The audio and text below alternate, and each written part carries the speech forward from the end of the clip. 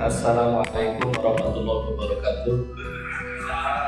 Innal hamdalillah nahmaduhu wa nasta'inuhu wa nastaghfiruh wa na'udzu billahi min syururi anfusina wa min sayyiati a'malina may yahdihillahu fala mudilla lahu wa may yudlil fala hadiya lahu. Asyhadu an la ilaha illallah wahdahu la syarika lahu wa asyhadu anna Muhammadan abduhu wa rasuluh la nabiyya ba'da.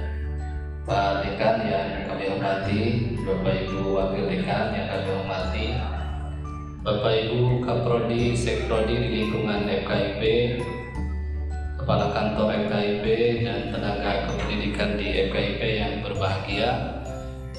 Bersyukur kita kehadirat Allah Subhanahu wa Ta'ala. Pagi ini kita masih diberikan kesehatan sehingga bisa bertemu kembali, bersilaturahim kembali dalam kegiatan muhasabah mutu gitu ya. Jadi pilihan katanya memang luar biasa gitu ya. Ini selalu mengingatkan kita bahwa memang kewajiban kita itu harus selalu bermuhasabah gitu ya. Setiap hari bermuhasabah. Pagi hari sebelum tidur pun kita harus bermuhasabah seharian apa yang sudah dilakukan kan begitu ya, seharian apa yang sudah dilakukan sebelum tidur kan begitu ya. Kemudian sebelum tidur itu yang lebih enak memang membebaskan semua pikiran-pikiran yang membuat kita tidak enak, memaafkan semua yang berbuat salah kepada kita kan begitu ya, baru tidur dan nanti bangun dalam keadaan segar begitu ya. Kita bersyukur bertemu dalam muhasabah mutu ini. Kalau agenda saya di kalender Google Calendar itu masih tetap ditulisnya pertemuan rutin. Nah, tapi bulan ini sudah tambah pertemuan rutin strip muhasabah mutu ya. Padahal Pak Yato sudah berkali-kali menyebut ini muhasabah mutu ya. Tapi ini acara yang sangat penting, bukan hanya untuk individu kita pribadi, tetapi juga untuk kelembagaan. Kemudian kita bersolawat kepada Rasulullah Shallallahu Alaihi Wasallam. Allahumma sholli ala Muhammad wa ala alihi wa sahbihi ajmain. Mudah-mudahan kita mendapatkan syafaatnya kelak di yaumil akhir. Bapak Ibu hadirin yang berbahagia, saya tidak seperti pengisi kultum yang lain memang benar-benar ceramah gitu ya. Saya tidak terbiasa ceramah, apalagi menghubungkan ayat-ayat Al-Quran atau hadis-hadis makbulah gitu ya, dengan fenomena alam atau fenomena sosial. Dulu Pak Toifur menghubungkan ayat Al-Quran dengan fenomena alam yang saya sendiri nggak ngerti itu bahasanya, tapi paling tidak kita tahu.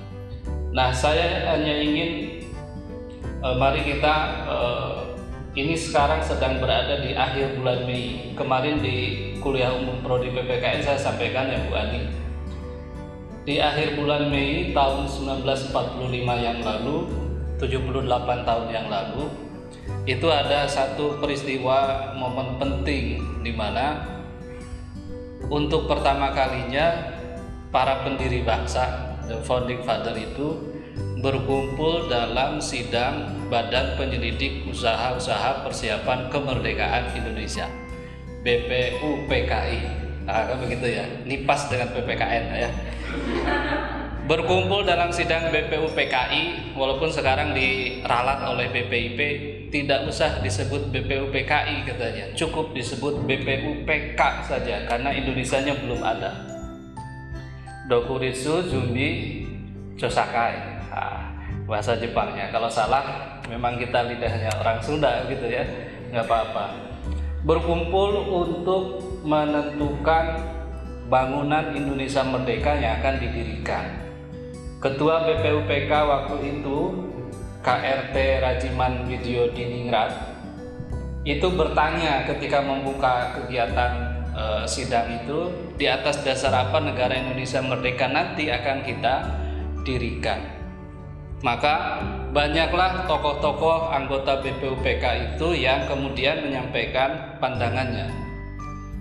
Kalau Bapak Ibu masih ingat dulu barangkali belajar sejarah, kita selalu menemukan ada 3 nama yang mengemukakan isi dari dasar Indonesia Merdeka. Yang pertama Mr. Muhammad Yamin, kemudian Mr. Supomo, dan yang terakhir Insinyur Soekarno. Pendapat-pendapat itu disampaikan pada tanggal 29 Mei, mulai tanggal 29 Mei, 30 Mei, 31 Mei, dan terakhir 1 Juni. Memang yang fenomenal adalah Insinyur Soekarno 1 Juni karena bicara tentang menjawab pertanyaan Ketua BPUPK, kemudian menjawabnya itu benar sesuai dengan harapan yang disampaikan oleh pertanyaan yang disampaikan oleh Ketua BPUPK. Di atas dasar apa negara Indonesia nanti akan kita dirikan, kata Soekarno, saya sudah banyak belajar tentang filosofi Grossla, kemudian belajar tentang Weltanschauung-nya Jerman, ya, pandangan hidupnya Jerman, dan banyak berkontemplasi gitu ya, banyak merenung. Bahkan ketika diasingkan di ND di bawah pohon sukun gitu katanya ya. Kemudian banyak merenung dan memikirkan tentang apa yang akan menjadi dasar Indonesia Merdeka. Kemudian keluarlah istilah Pancasila. Nah, dalam perjalanan sejarahnya sebenarnya Pancasila itu tidak mesti 1 Juni. Nah, Bapak Ibu, besok 1 Juni kita peringati sebagai hari lahir Pancasila. Hari Kamis itu libur. Hari Kamis libur. Mas Adam, Humas FKIP itu sudah membagikan ini nanti untuk flyer untuk poster hari lahir Pancasila. Dan agak menarik ini karena yang untuk 2023 ditulisnya itu sudah ada logonya, kemudian Harlah Pancasila. Jadi bukan milad, bukan ulang tahun, tapi harlah. Kalau saya ingat organisasi sebelah itu ya, yang sering menggunakan istilah harlah. Haul gitu ya. Tapi ini nggak haul ya, harlah. Harlah Pancasila 2023 mengangkat tema gotong royong membangun peradaban dan pertumbuhan global. Nanti 1 Juni. Diperingati sebagai hari lahir Pancasila. Setuju atau tidak setuju, kata Wakil Ketua BPIP waktu saya ikut di Bogor sebagai penelaah buku pendidikan Pancasila. Setuju tidak setuju, itulah keputusan politik tertinggi dari pemimpin ketatanegaraan Indonesia. Jadi kalau Bapak Ibu nggak setuju 1 Juni sebagai hari lahir Pancasila, boleh kita beradu argumen, tapi di pengadilan, katanya begitu. Jadi nggak membuka ruang diskusi di kampus, enggak, itu sudah tertutup. Kalau mau membahas tentang hari lahir, ayo kita di pengadilan. Ya, padahal kalau rumusan Pancasilanya sendiri kan 18 Agustus tahun 45, sehari setelah kita merdeka. Itu rumusan Pancasila yang seperti kita ketahui sekarang. Tapi ya karena rezimnya sedang berkuasa demikian, menetapkan seperti itu, ya sudah, kita terima saja. Saya tidak ingin terlalu panjang di sejarah Pancasila, karena sejarah katanya milik penguasa kan begitu ya. Sekarang yang sedang berkuasa rezimnya yang bersangkutan gitu ya, pemilik NKRI gitu ya. Pemilik NKRI gitu ya. Jadi kadernya ditugaskan jadi petugas partai kan gitu ya, untuk memimpin NKRI. Tidak apalah, seperti itu adanya.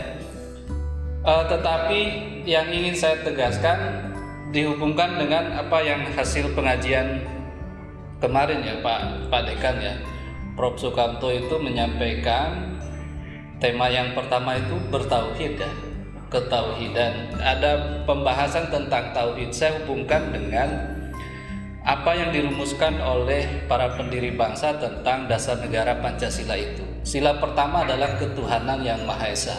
Rumusan yang kemudian menjadi titik kompromi ya, kesepakatan bersama. Makanya dalam Muhammadiyah kan negara Pancasila sebagai Darul Ahdi Wasyahadah, negara hasil kesepakatan, negara hasil perjanjian.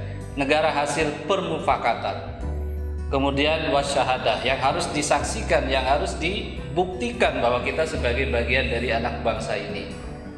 Nah, ketuhanan yang Maha Esa adalah rumusan hasil kompromi dilahirkan tanggal 18 Agustus setelah Muhammad Hatta ditugasi oleh Insinyur Soekarno melobi tokoh-tokoh Islam, termasuk salah satunya adalah Ki Bagus Hadikusumo, ya, ketua pengurus besar Muhammadiyah saat itu, yang punya peran besar dalam perumusan Pancasila sebagai dasar negara.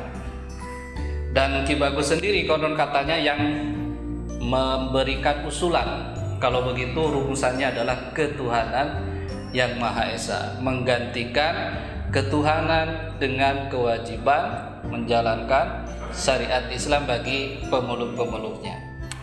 Nah, kemudian karena sila pertama itu ketuhanan yang Maha Esa, maka bagi kita sebagai umat muslim, kita memaknainya itu adalah tauhid, mengesakan Allah. Dalam risalah Islam berkemajuan, saya bawa contekannya ini. Dalam risalah Islam berkemajuan dan dihubungkan dengan pengajian kemarin, memang ada bagian di mana selain Muhammadiyah itu gerakan dakwah, gerakan tajdid, gerakan ilmu, gerakan amal, juga bagian dari menjalankan risalah Islam itu adalah berkhidmat kepada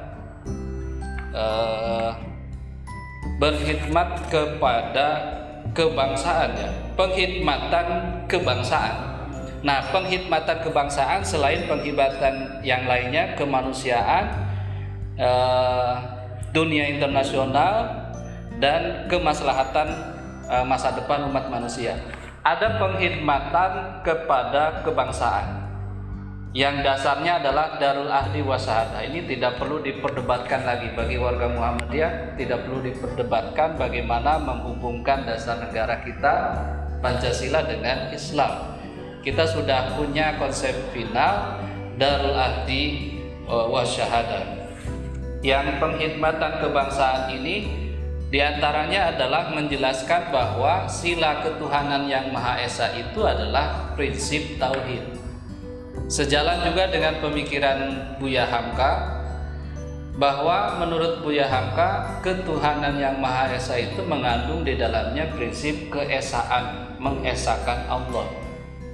Diturunkan dalam pembukaan Undang-Undang Dasar 45 pun demikian.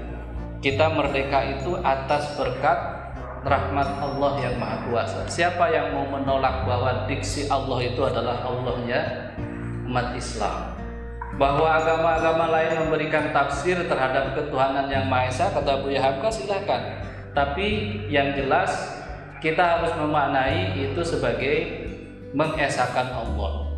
Jadi apapun kehidupan kebangsaan kita, perilaku bernegara, bermasyarakat, berbangsa itu tidak boleh lepas dari mengesakan Allah. Prinsip ketauhidan yang murni. Buya Hamka pernah menulis, katanya, brosur yang singkat tahun 1951, menulis bahwa ketuhanan yang Maha Esa itu adalah urat tunggangnya Pancasila. Walaupun di kemudian hari Ruslan Abdul Ghani itu membantah ketuhanan yang Maha Esa tidak merupakan urat tunggang, tetapi sama dengan sejajar dengan sila-sila yang lainnya. Tetapi kita perlu meyakini bahwa ketuhanan yang Maha Esa itu kausa prima, Tuhan sebagai kausa prima, sebab dari semua. Bisa jalannya kemanusiaan sampai keadilan sosial itu karena berprinsip bersumber pada ketuhanan yang Maha Esa.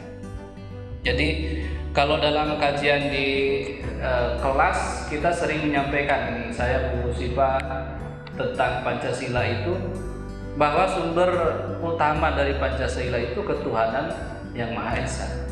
Ketuhanan itu menjiwai sila kedua, ketiga, keempat, kelima. Sila-sila yang lain dijiwai oleh sila pertama. Bahkan keadilan sosial itu dijiwai oleh sila keempat, sila ketiga, sila kedua, dan sila pertama.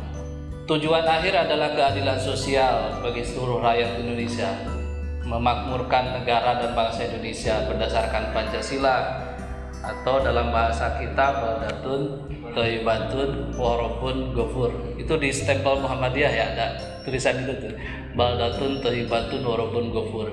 Kita hendak mewujudkan satu negara yang baik dan penuh ampunan dari Allah Subhanahu wa taala. Karena itu kami mengajak kita semua, saya dan Bapak Ibu semuanya, untuk menyegarkan kembali tentang makna di balik ketuhanan yang Maha Esa, dan itu adalah prinsip utama keyakinan kita sebelum kita mengamalkan prinsip-prinsip yang lainnya. Karena di dalam Pancasila itu menurut Risalah Islam Berkemajuan ada dua makna. Satu, keimanan yang ditunjukkan dengan ketuhanan yang Maha Esa.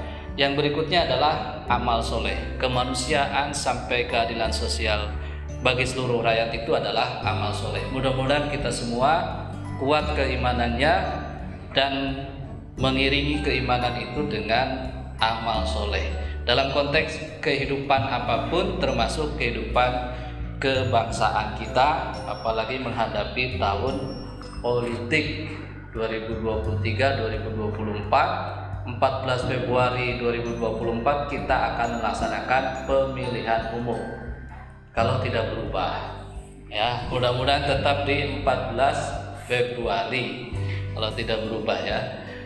Barangkali itu Bapak Ibu ya, bukan ceramah agama tapi sedikit saja tentang sejarah Pancasila, dan ada nilai ketauhidan di dalam sila ketuhanan yang Maha Esa yang itu menjadi pegangan kita sebagai warga dari sebuah bangsa dan negara Indonesia. Mudah-mudahan kita bisa tetap mengamalkan ketuhanan sekaligus mengamalkan amal soleh yang lainnya, mulai dari kemanusiaan sampai mewujudkan keadilan sosial, paling tidak dalam diri kita sendiri dan di lembaga kependidikan kita. Mudah-mudahan bermanfaat. Nasrul minallah wa fathul qarib wa basyiril mu'minin. Assalamualaikum warahmatullahi wabarakatuh.